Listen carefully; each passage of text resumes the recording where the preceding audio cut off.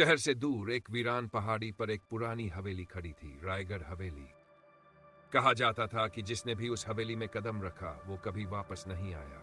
गांव के लोग उस हवेली के पास भी नहीं जाते थे। एक दिन 4 दोस्त अनुज, राधिका, विवेक और नीलम एक एडवेंचर ट्रिप पर निकले। उन्होंने रायगढ़ हवेली के बारे में सुना और सोचा कि ये सब सिर्फ एक मनगढ़ंत कहानी होगी। शाम होते होते वो हवेली पहुंच गए।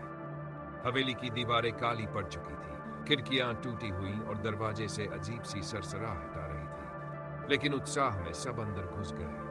जैसे ही उन्होंने दरवाजा खोला, उसे कोई ताकत अंदर से खींच लाई। दरवाजा जोर से बंद हो गया। राधिका ने चिल्लाकर कहा, "यह क्या था?" लेकिन कोई जवाब नहीं आया। रात को जब सब सोने लगे तो नीलम सबसे पहले गायब हो गई। उसका बिस्तर खाली था, लेकिन उसकी चीखें हवेली की दीवारों में गूंज रही थी। सुबह अनुज ने देखा कि फर्श पर खून से लिखा था, "यह मेरा घर है, कोई जीवित नहीं जाएगा।" धीरे धीरे हवेली का हर कोना बदलने लगा। दीवारें हिलने लगी, फर्श पिघलने लगा और छत से लगते पंखे अपने आप घूमने लगे।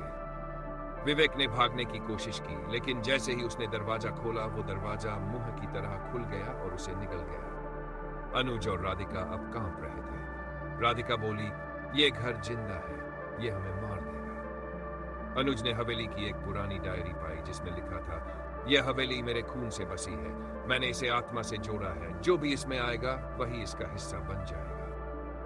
राजवीर सिंह, हवेली का पहला मालिक।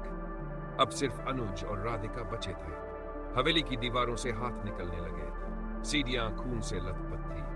राधिका फिसली और दीवार में समा गई।